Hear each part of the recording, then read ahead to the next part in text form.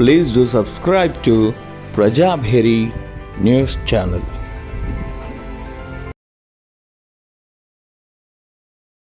ముఖ్యంగా వైద్య ఆరోగ్య శాఖలో ఈ కాంట్రాక్ట్ అవుట్సోర్సింగ్లో పనిచేస్తున్నటువంటి వివిధ విభాగాల్లోని ఉద్యోగులందరికీ కూడా పేరు పేరున నా యొక్క ఆరోగ్య అభినందన తెలియజేసుకుంటూ, ముందుగా మనకి భరత్ కుమార్ ఎవరైతే ఉన్నారో ఒక ఎన్హెచ్ఎంలో కాంట్రాక్ట్గా, ఒక ఎన్హెచ్ఎం అనే కాకుండా కేంద్ర మరియు రాష్ట్ర అన్ని విభాగాల్లో సంబంధించినటువంటి కాంట్రాక్ట్ అవుట్సోర్సింగ్ విభాగాల్లో పనిచేస్తున్న అవుట్సోర్సింగ్ ఉద్యోగులందరికీ ముఖ్యంగా ఈ భరత్ కుమార్ లాంటి సంఘటన మిగతా భవిష్యత్తులో ఎవరికి కూడా జరగకుండా ఉండాలని, మరి ఈ సందర్భంగా మనం మౌనం పాటించడమే కాకుండా ఈ మధ్య ఏర్పడినటువంటి ప్రభుత్వం కొత్త సీసాలో పాత సారాలాగా ఉంది.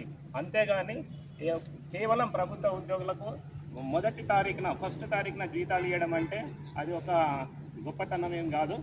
అంటే కాంట్రాక్ట్ అవుట్సోర్సింగ్ ఉద్యోగులకు కూడా ఫస్ట్ తారీఖునే జీతం ఇచ్చినప్పుడే అప్పుడు ఉద్యోగులందరికీ కూడా న్యాయం చేసినట్టు అవుతుందని ఈ సందర్భంగా నేను తెలియజేస్తున్నా.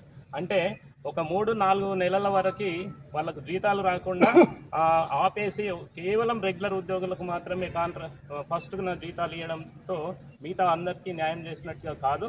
ఎందుకంటే ఉద్యోగ భద్రత లేదు. ప్లస్ అదేవిధంగా ఈ ఎన్హెచ్ఎం కాంట్రాక్ట్ అవుట్సోర్సింగ్ అనే కాకుండా మిగతా కొన్ని డిపార్ట్మెంట్లలో ఏ విధంగా అయితే రెగ్యులర్ చేయడం జరిగిందో, గత 20-22 ఏళ్ల నుంచి కాంట్రాక్ట్ అవుట్సోర్సింగ్లో పనిచేస్తున్న ఉద్యోగులందరినీ వారికి సరి అయిన ప్రాతిపాదికన రెగ్యులర్ చేయాలని ఈ సందర్భంగా Telangana medical and health employees union జిల్లా శాఖ పక్షాన వీళ్ళందరికీ సంఘీభావం తెలియజేస్తూ, భవిష్యత్తులో వీరికి అనేక రకాలుగా వారు చేపట్టేటువంటి ఏ కార్యాచరణకైనా మేము సంఘీభావం తెలియజేస్తామని, అదే ఈ సందర్భంగా ఈ యొక్క భరత్ కుమార్ యొక్క ఇన్సిడెంట్కి స్థానికంగా ఉండే ఎమ్మెల్యేలందరికీ ఏ నియోజకవర్గాల వారిగా రిప్రజెంటేషన్ ఇస్తే బాగుంటుందని మిత్రులందరికీ సందర్భంగా నేను తెలియజేస్తున్నా.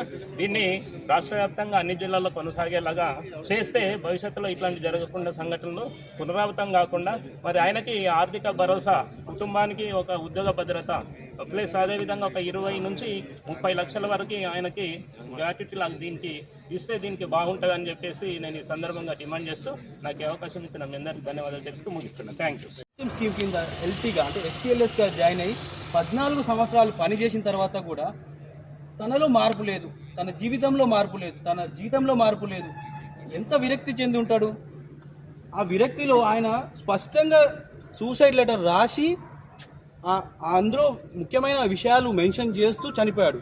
అంటే ఎన్హెచ్ఎంలో పనిచేసే ఉద్యోగులకు ఎంత అభద్రత భావం ఉన్నది, వాళ్ళు ఎంతగా మానసికంగా కుంగిపోతున్నారు. అంటే గత 10 సంవత్సరాలు మనకి ఇబ్బంది పెట్టినాయి, ఇప్పుడు వచ్చిన ప్రభుత్వం కూడా మనల్ని ఇబ్బంది పెడుతున్నది. ఎంత దారుణం అంటే మనకు రావాల్సిన ఏరియాస్ ఇస్తలేరు, మనల్ని 5 times జీవోలో కలుపుతలేరు, పోనీ రెగ్యులరైజ్ చేస్తారంటే అది లేదు, సమయానికి జీతాలు ఇవ్వడం లేదు. ఎంత దారుణం.